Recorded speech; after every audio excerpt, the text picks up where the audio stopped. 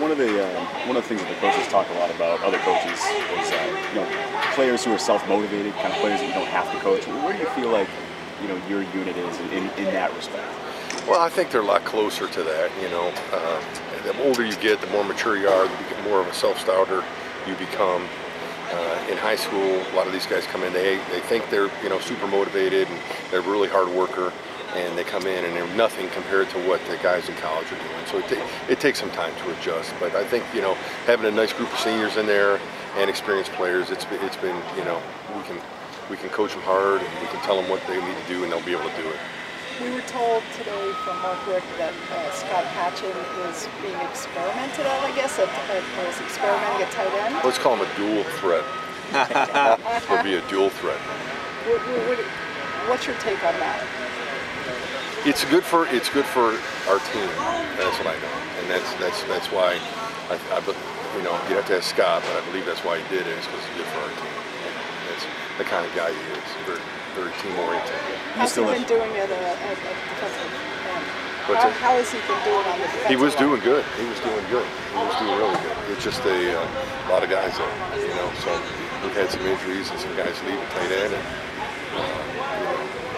he's an athletic and skilled enough guy to help us in a couple different positions. So he was a selfless player and asked to move over there. But yeah, he'll still be a dual threat.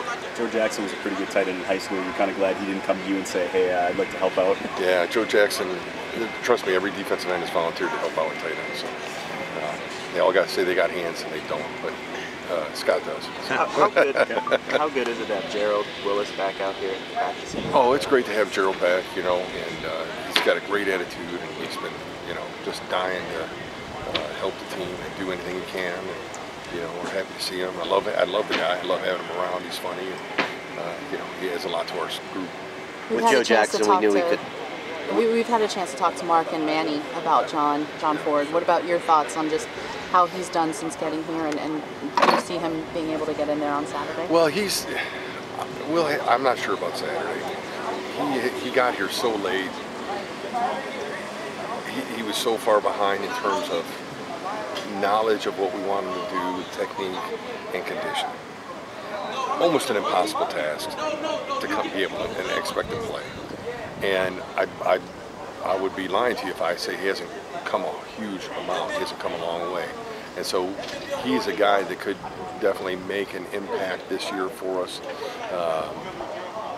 I don't know if I'm ready to say right now, that he's going to be the guy, because he's not competing with those top two units yet. But he's a kid that has got a real bright future. Coach, we got the depth chart. I was curious, are there some ends that are ideally suited to maybe move inside on passing situations that you see on the roster?